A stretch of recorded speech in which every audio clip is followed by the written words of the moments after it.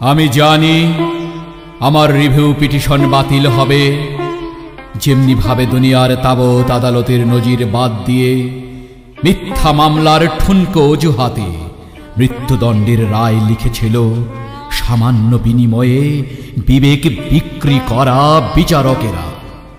আমি জানি এই আদালতের বিচারক মিথ্যা, এর সাক্ষী মিথ্যা, মিথ্যা এর সকল দলিল দস্তাবেজ। তবু আমি আমার প্রাণ ভিক্ষা চাইল না।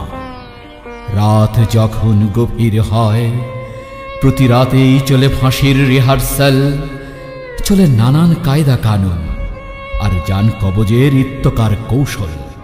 জল্লাদ শাহজাহান ভূঁইয়া ও তার দোসররা ফাঁসির রজ্জু পিচ্ছিল করার সমস্ত মনোযোগ নিবিষ্ট।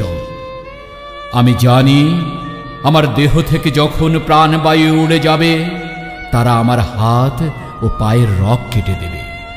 জেনে রাখো, তবু আমি প্রাণ ভিক্ষা চাইব না। আমার ফাঁসি একটু পরে, তা জেনেও আমি আমার খাবার গ্রহণ করেছি। নইলে ক্ষুধাদ্রোহীরা অট্ট হেসে বলবে কামারুজ্জামান ভয় পেয়েছে। কামারুজ্জামানরা খোদা ছাড়া দুনিয়ার কাউকে ভয় পায় না। তোমরা মানুষ কামারুজ্জামানকে হত্যা করেছ, কিন্তু তার আদর্শকে হত্যা করতে পারোনি। এক কামারুজ্জামানের রক্ত থেকে আজ হাজারো কামারুজ্জামান জেগে উঠেছে।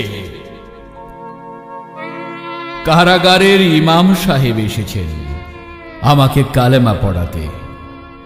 হে ইমাম, তুমি জানো কি, তুমি যে কালেমা পড়িয়ে রিজিকের সন্ধান করো, সে কালেমা প্রতিষ্ঠার অপরাধে আমাকে হত্যা করা হচ্ছে। জেনে রাখো, তবু আমি প্রাণ ভিক্ষা চাইব না।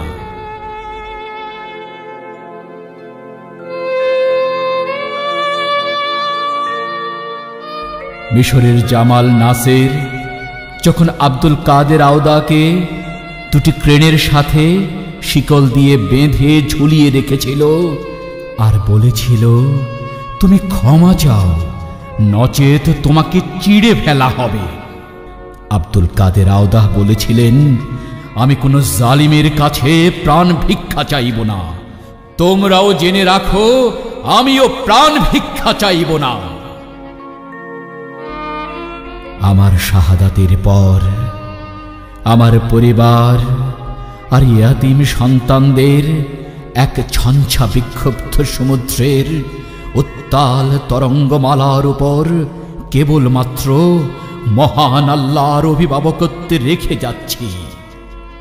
জানি না নিকট অতীতে তাদের জন্য কি অপেক্ষা করছে। জৌলসপূর্ণ এ দুনিয়ার অনেক চাহিদাই পূরণ করতে পারিনি আমি, তবু আমি আমার প্রাণ ভিক্ষা চাইব না। তবু আমি আমার প্রাণ ভিক্ষা চাইব না। একজন মুমিন কখনো কোনো মানুষের কাছে প্রাণ ভিক্ষা চাইতে পারে না।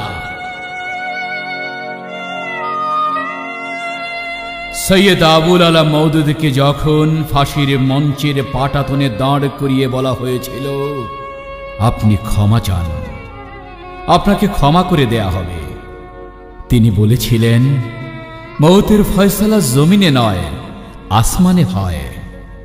আমিও বলতে চাই, আমার মওতের ফয়সালাকারী তোমরা নও, আল্লাহ। আমি জানি আমি ৭১-এ কোনো অপরাধ করিনি। আমি আবারও বলছি, ৭১ সালে আমি কোনো অগ্নি সংযোগ করিনি, হত্যা করিনি, লুণ্ঠন করিনি, করিনি ধর্ষণ। তবে মতলব বাজেরাও এটি জানি। তারপরেও আমি চিৎকার করে বলতে চাই, হে পৃথিবীবাসী, তোমরা জেনে রেখো, আমি সোহাগপুরের হত্যাকারী নই, নই আল বদর কমান্ডার।